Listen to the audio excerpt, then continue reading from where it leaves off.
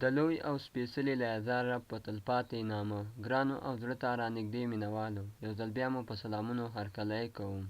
محمد نبي وایي افغان سپین بالنګ په نړیوال جام کې یو چیلنج دی. افغان آلراونډر محمد نبي د نړیوال جام لپاره تیاری ښودلی.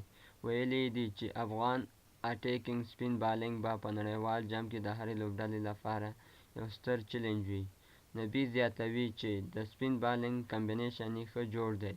په لومړیو اورونو کې مجیب او په وروستیو اورونو کې بیا راشد خان ښه اورونه کوي چې دواړه وکټ ټیکران بالران دي، او په منځني اورونو کې بیا زه خپله بالنګ کوم.